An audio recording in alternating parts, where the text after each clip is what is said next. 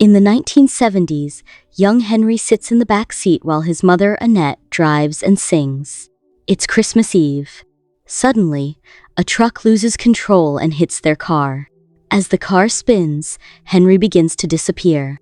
Annette is confused and scared, not understanding what's happening. Henry suddenly finds himself 2 weeks earlier, watching his parents read to him.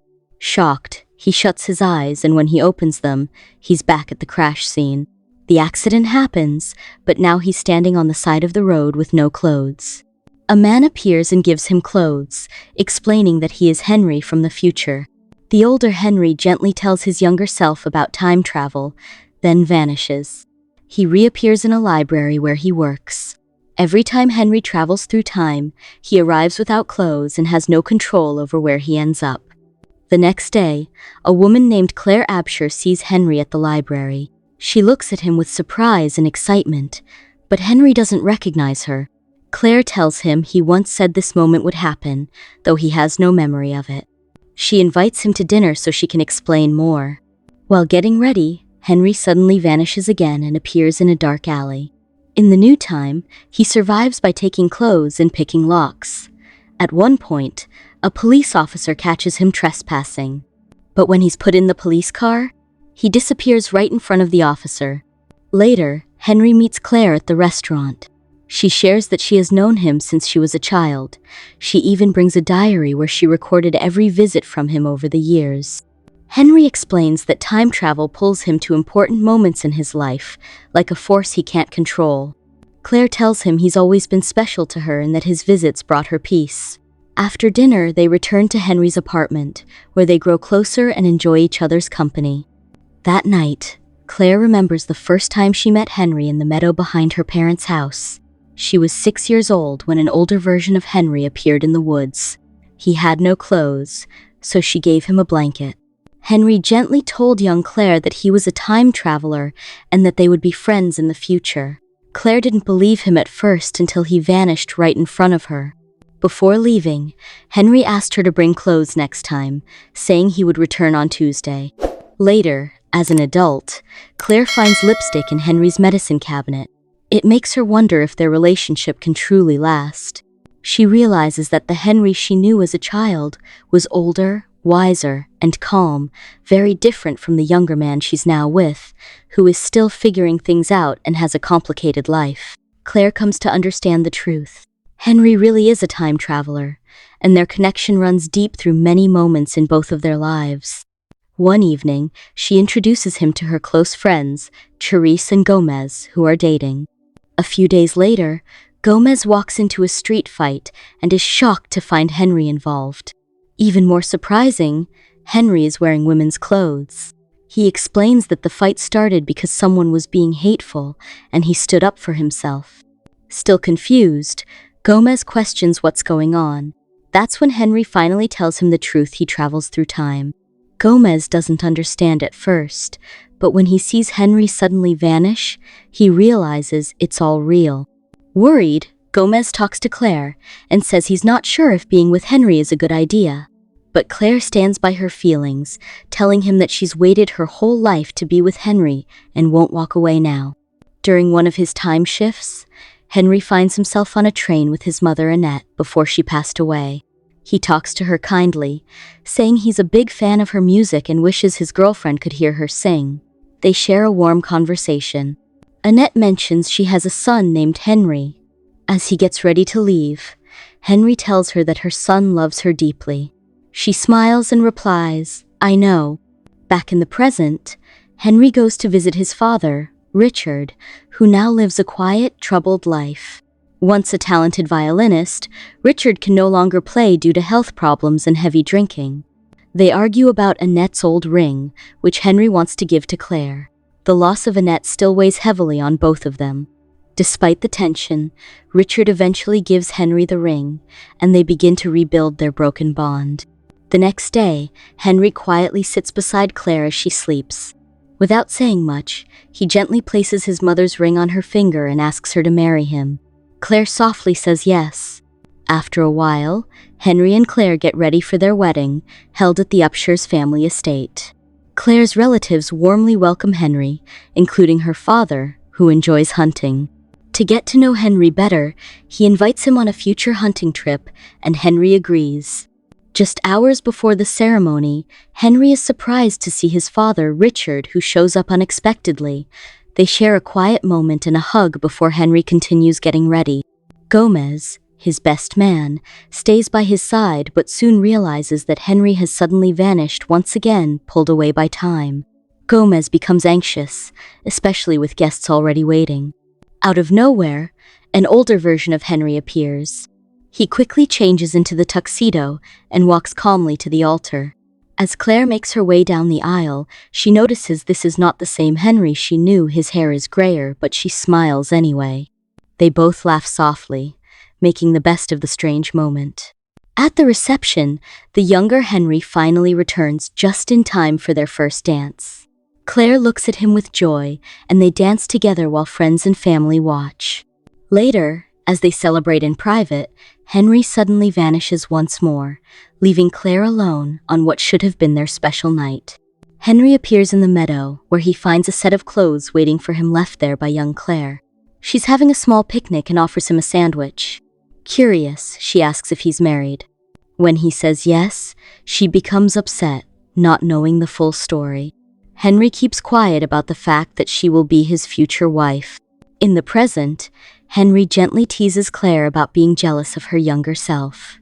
They laugh together as they settle into life as a young married couple, moving into a new apartment. Although they love each other, Henry's sudden disappearances cause problems. Sometimes he's gone for days or weeks, and it wears on Claire over time.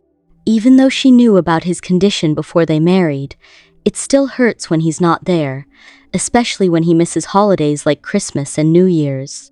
After a tense argument, Claire leaves for work, blaming stress from her upcoming art show. That evening, Henry surprises her outside the studio and brings her to a nearby electronics store. Together, they watch the lottery numbers being drawn on a TV screen. Henry gives her a ticket with the correct numbers, ones he remembered from the future. They win $5 million. Smiling, Henry tells her, "There are a lot of hard parts about my time traveling, but this isn't one of them." The prize allows them to buy a large home where Claire can fully enjoy her art and have space to create. At their new home, Gomez and his pregnant partner Carice join Claire and Henry for dinner. While preparing the meal, strange noises come from the living room. When they go to check, they are shocked to see a badly injured version of Henry lying on the floor, struggling to breathe. Before anyone can react, this wounded Henry suddenly vanishes. Everyone is stunned, unsure of what just happened. The current Henry, though disturbed, tries to brush it off. Later, Claire brings it up again, worried about what they saw. Henry admits he doesn't know when or how his life will end. Claire shares something that's been on her mind through all his time travel. She's never seen him as an older man. That thought scares her. Henry stays hopeful, saying maybe there's still time to change things. Before the conversation ends, Claire quietly tells Henry she's pregnant. He is overwhelmed and moved to tears. Sometime later, while they are eating at a restaurant, Claire suddenly feels sharp pain in her stomach. She notices she's bleeding, and she is rushed to the hospital. When Henry arrives at the hospital, Claire sadly tells him they lost the baby. She wonders if the baby might have time traveled, just like him. Wanting answers, Henry visits a genetic expert named Dr. Kendrick to understand his condition better. A scan is started, but before it's finished, Henry vanishes again. Later, both Henry and Claire meet with Dr. Kendrick to hear the results. The doctor explains that Henry's time travel is caused by a genetic issue. Because of this, any child they have may also inherit the same condition. Dr. Kendrick suggests medication that might help control Henry's body and reduce the chances of him disappearing. That night, Henry wakes up and sees blood on the bed. He gently wakes Claire and tells her the heartbreaking news: she's had another miscarriage. The repeated loss begins to weigh heavily on their relationship. Claire longs to be a mother, but Henry's condition makes it almost impossible. Wanting to protect her from more pain, Henry makes a difficult choice. Without telling Claire, he has a medical procedure to prevent having children. After the operation, he time travels again and appears in the meadow. There, he meets 18-year-old Claire, who immediately notices something is wrong. Henry tells her he's done something she won't agree with, but he believes it was necessary. When she keeps asking, Henry kisses her suddenly. It leaves young Claire confused and hurt. It was their first kiss, and it didn't feel right.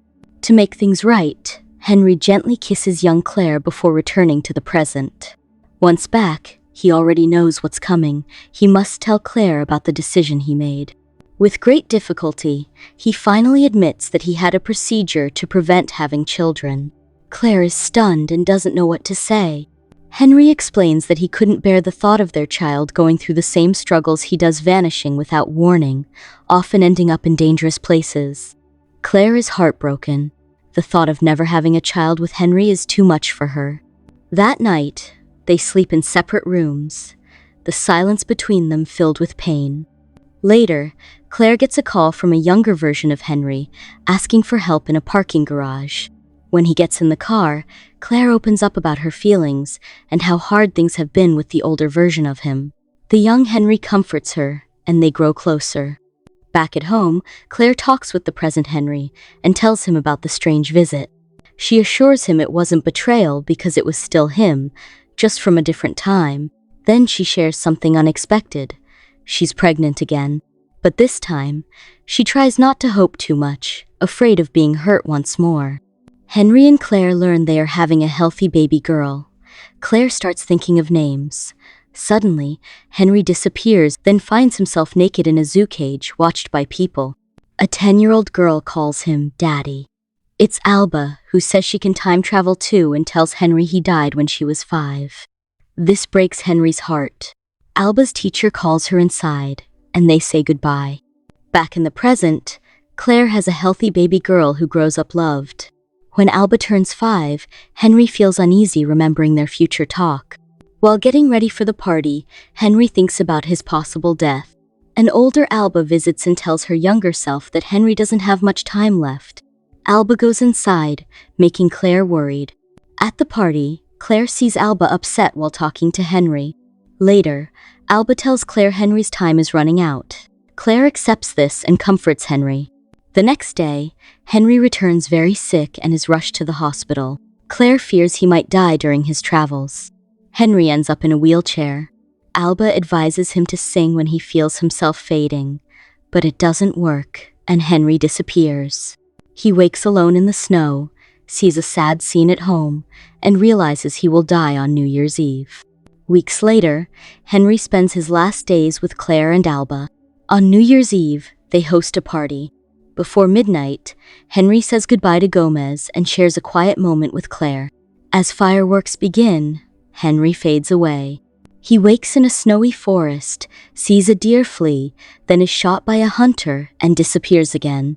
Claire's father and brother, out hunting, arrive nearby. They find the spot where Henry fell, covered in blood, but think it's a deer they hit. At the party, Henry arrives weak and dying. He tells Claire he loves her before passing away.